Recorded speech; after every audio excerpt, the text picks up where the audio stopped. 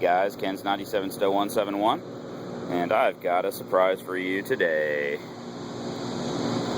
And my friends,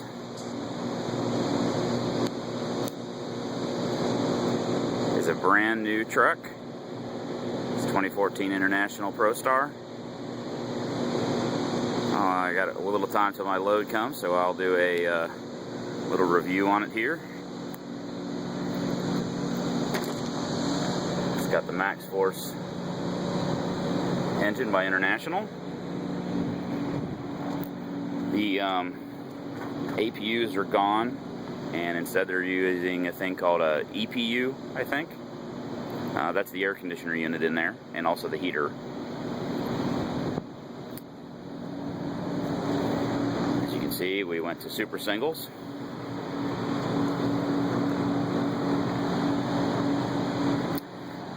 New fifth wheel. It's power movable, which our other ones were not. They were bolted to the chassis. So this one's movable, and it also has an air lock on the lock jaws. So it's like a yard dog where you can press a button and unlock the jaws. Obviously, there's safety features to prevent you from doing it when you're driving down the road, but that's kind of nice to keep you from pulling your shoulder out of its socket. Some of our trailers are kind of hard to get underneath, so that's kind of neat.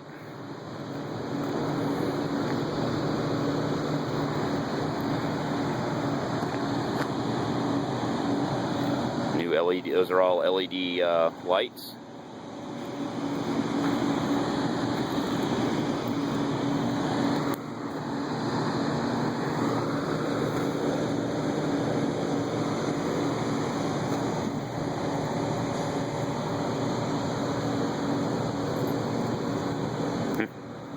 It's nice. It's got that measuring device right there to tell you if the brakes are out of adjustment.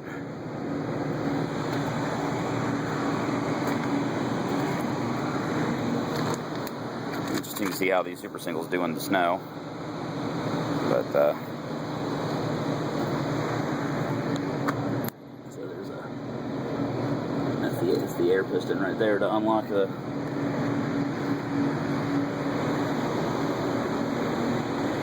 These new metal. This was kind of a screwed up mess though. The blue line was a little, it's a little too short from here to up to the spring, so I had to stretch the spring a bit, and they got like 500 feet from the spring to the cab. It's kind of funny. I needed less from there and more from there. It's kind of weird, but it's got the diesel particulate filter right there. No urea tank on this one. I guess it's 1 year. They'll have to do that next year, but they bought a bunch of trucks, so they didn't have to mess with that.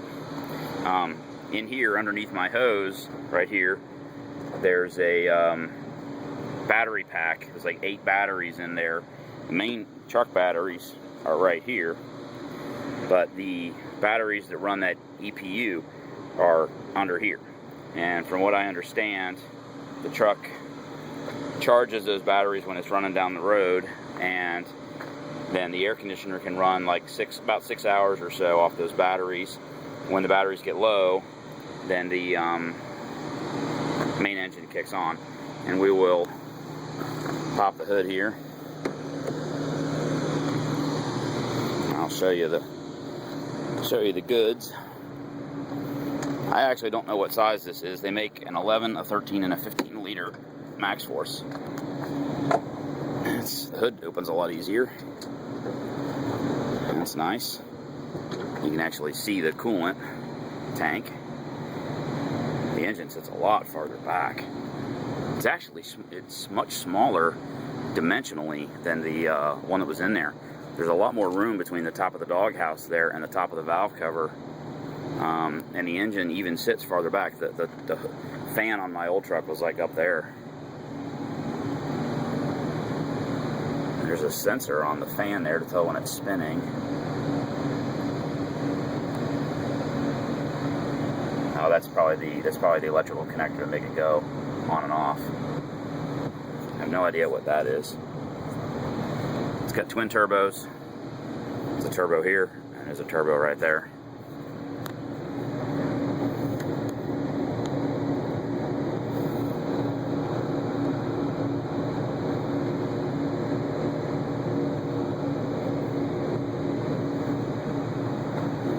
Not sure if they're variable vane.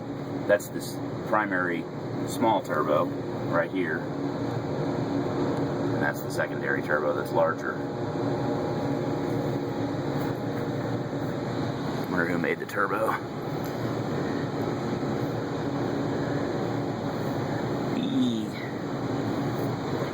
Let's see if I can read the. Sorry guys. B-O something. B-O something is what's on it. Bora. I don't know. Can't read it. There's a big cooler thing right in there. That's a charge air cooler. That's part of the charge air cooler, I believe.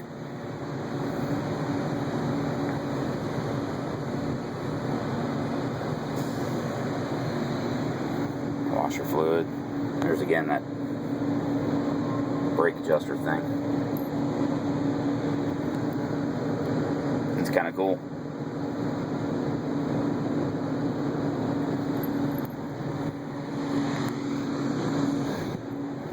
It's got a much smaller charger cooler up front, looks to me.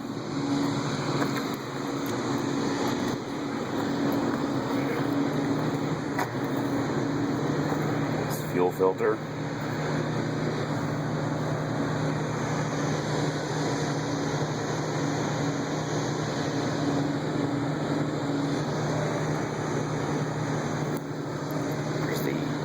Main charge air inlet to the engine. It's the engine ECU right there.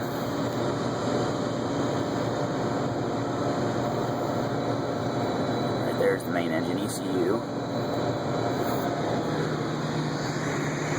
The air cleaner is over here. Here's your power steering fluid. It's a lot more visible.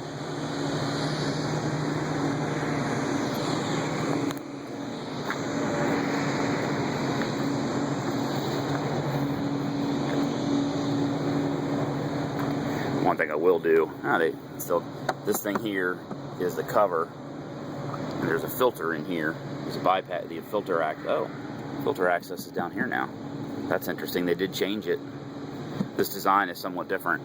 You used to get to the filter from the top here, which was a pain in the ass because you had to climb up onto the tire and take this thing off to get to the filter from inside. Now it looks like you take these two screws here and this flips down. That's a much better design. And there's a drain here for liquid. What I'm probably going to do though is I'm going to take this off here. I'm going to put some cheesecloth over the top of this grate. That'll prevent more dust and crap from getting down in here. Mine filled up a lot with crap, just because we work in such a dusty environment. Alright, well let me fire it up. And then I'll do once it's running and getting cool, I'll do a review on the inside. I'll fire it up, leave the hood open.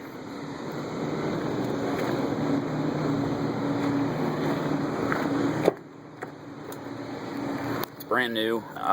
It's got about 1,100 or 1,500 mile, 1,800 miles on it now.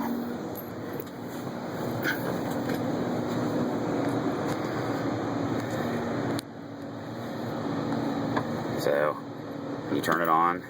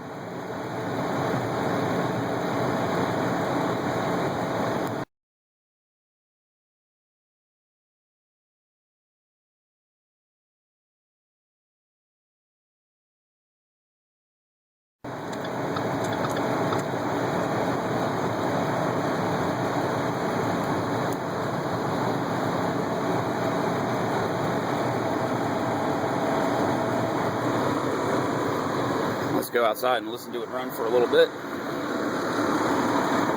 And then I'll do a review on the interior.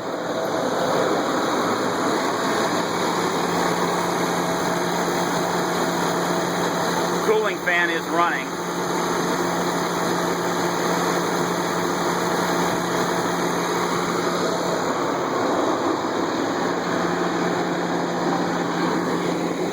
Let me shut the AC off. That's why the cooling fan is running.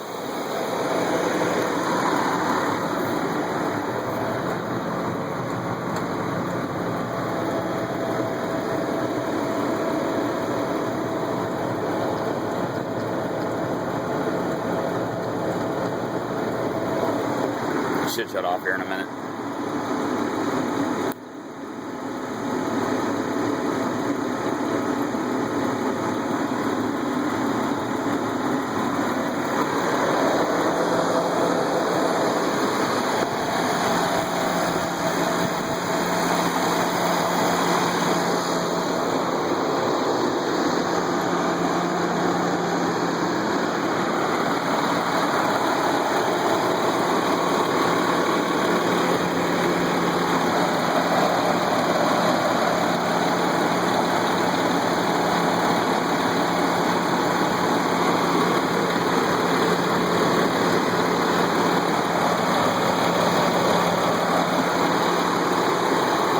Running is probably part of the cold start procedure.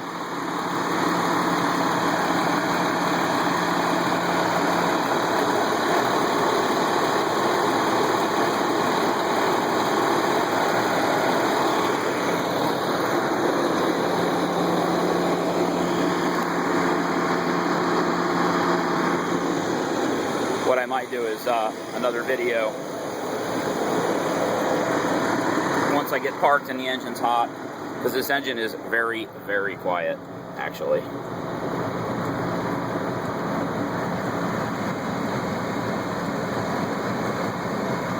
Let me go ahead and close the hood.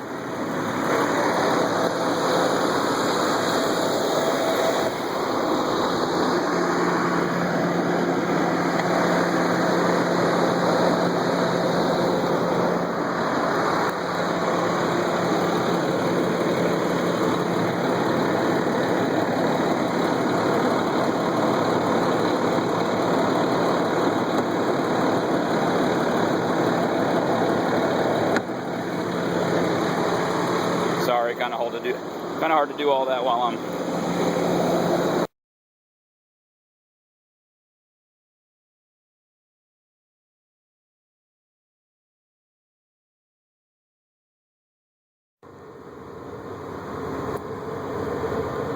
Alright guys, sorry for the interruption in the video there.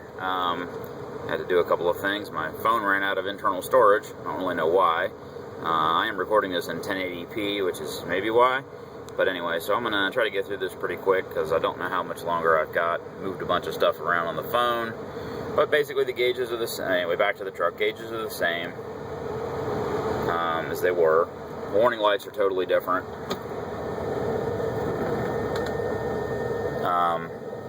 As you can see there, you've got a bunch of warning lights up there, traction control and analog brakes. I'm going to go ahead and fire it back up.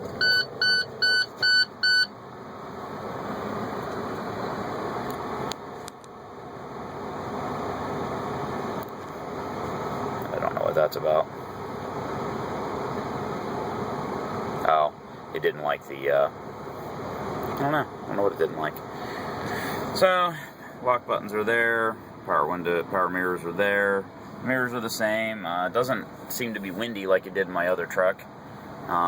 They went to LED lighting. That still wish they had done a extension to over there. They didn't, but that's okay.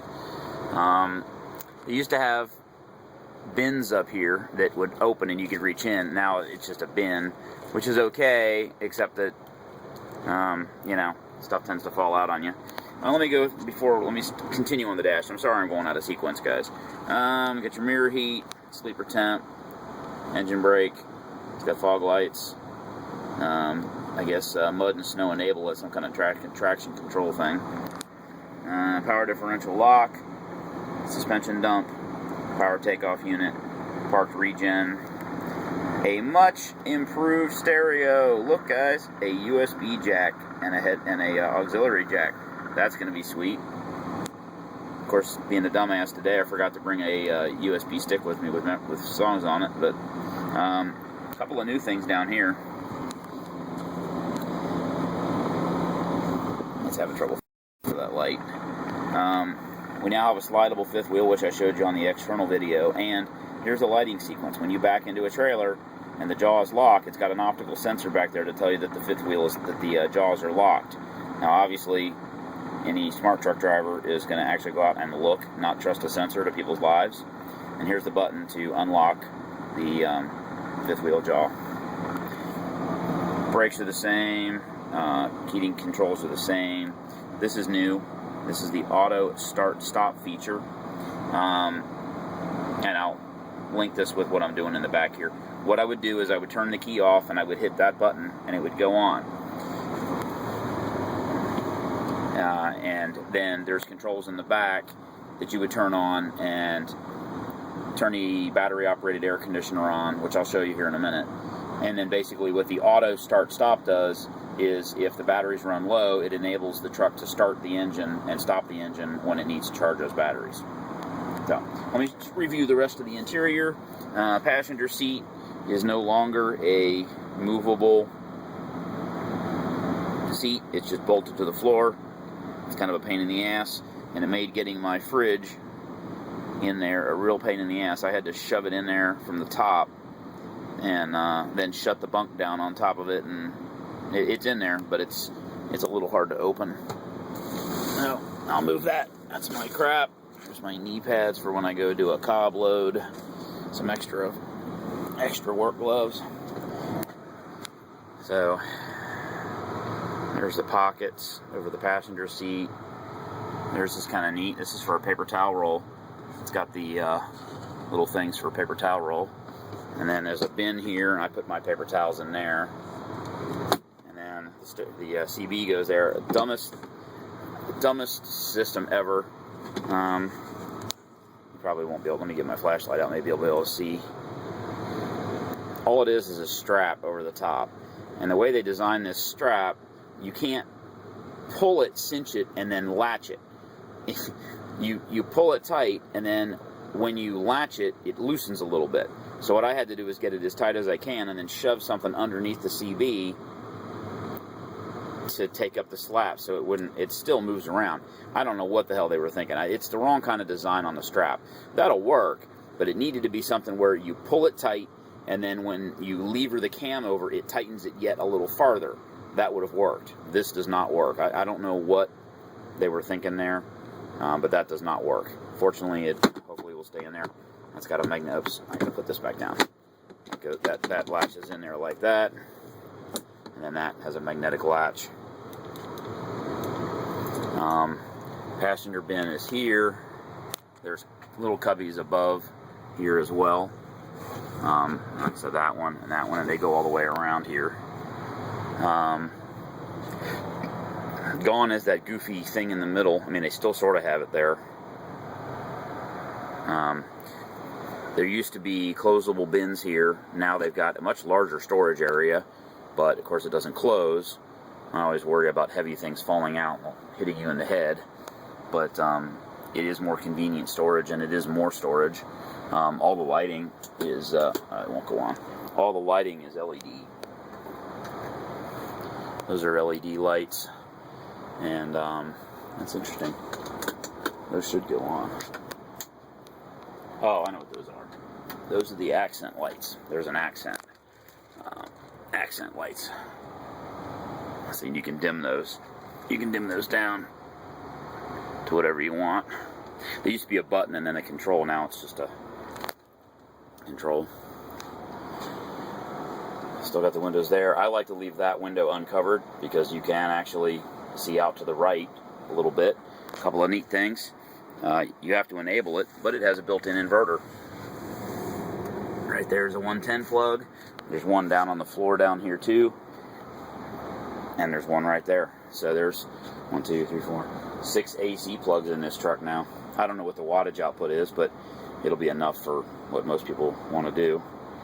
Now let me show you the heating controls.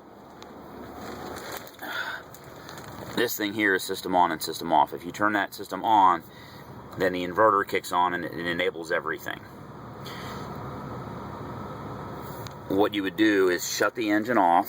As I said, shut the engine off, flip that switch right there, and then you'd come back here and you'd flip this switch here, cool, no idle, or heat, no idle, one or the other.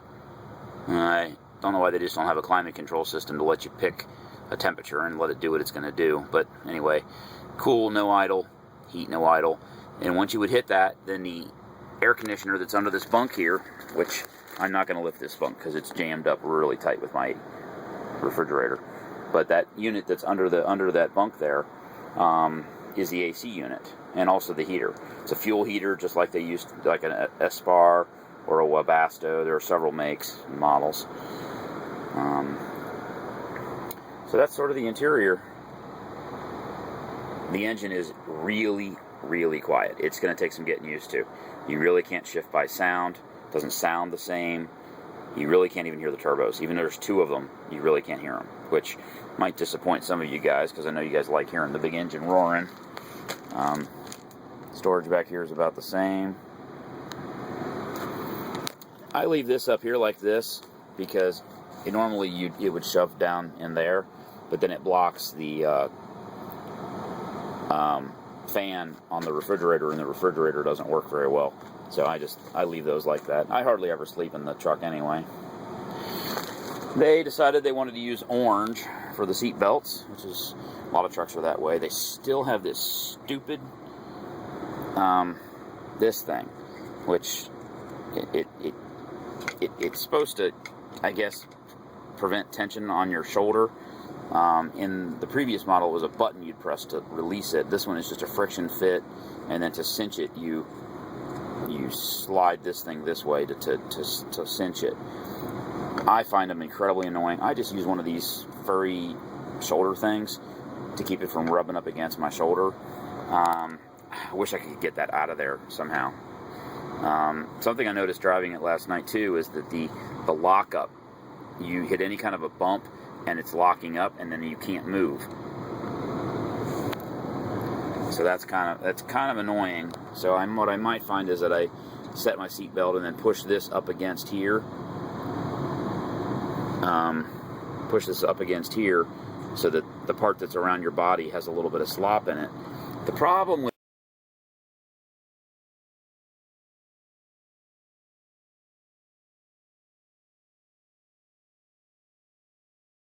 all the way up there, when you unlatch your seatbelt, you have this much and it's flopping around, and I can't tell you the number of times that I almost caught it on my leg and fell out of the damn truck.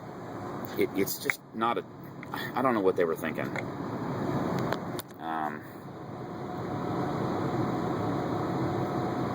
I don't know. Maybe some people like them. I don't know.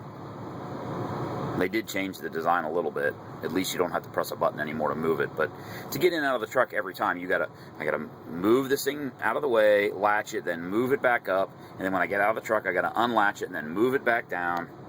It's kind of, I know the light's messing with the camera, guys. I'm sorry about that. It's really bright out, and it's not that bright in here. I'll give you one more pan around to the camera, and I may go back outside, see if the engine, now that it's warmed up, see if you can hear how quiet it is. Let me shut all the fans off in here.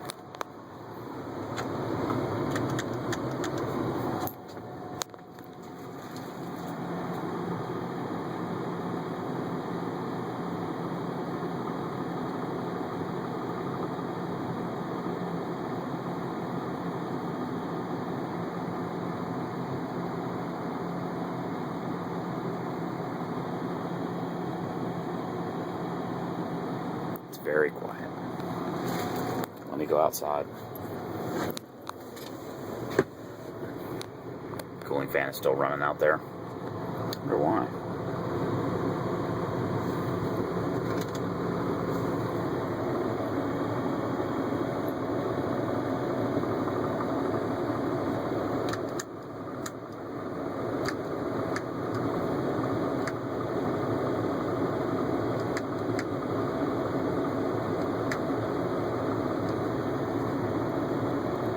Trying to figure out why the cooling fan's running.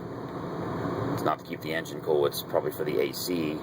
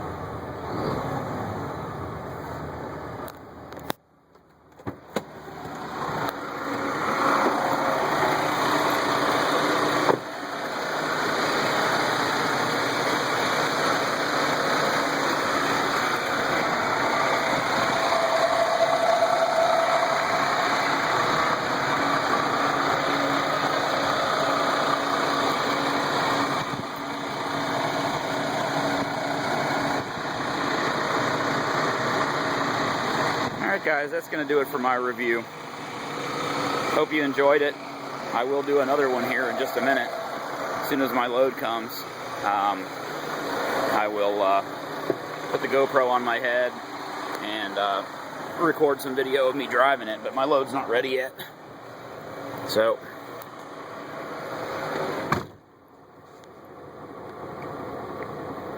it's very quiet. Anyway, guys, y'all have a good day, and I'll be back in just a minute. I'm probably going to piece them all together. I'll do a video. I'm just going to Rushville today. As soon as my load's ready, I'll put the GoPro on my head and put my cell phone in audio record mode, so you'll get the same audio quality. And I may post them as separate videos though, because this is in 1080p and the GoPro won't. And when I post it, it'll screw up if I try to mix and match them. So I'll probably post it as part 1, part 2, just so that you guys can see the interior of the truck in 1080p. So I think that's it. Stats on the engine. I'm not sure which one this one is. We think they're 465 horse, and the shop guy told me 1,800 pound-feet of torque at 1,100 RPM. Which is definitely better than what we had before. So, can't be sure. They make an 11 liter, a 13 liter, and a 15 liter, and I actually don't even know what the hell which one this one is. So, we think they're the middle one. We think they're the 13 liter. That's what the shop guy. He wasn't even sure either, which is kind of funny. But they all make more torque than we had before, and so far all the drivers that have had one say they pull loads better. So it should be interesting. I've not pulled a load with one yet. I came back from Fort Wayne with an empty last night, so I've never pulled a load. So this will be the first time I've had a load on it, and we'll see how it does. See you guys in a little bit. Bye. Be safe out there.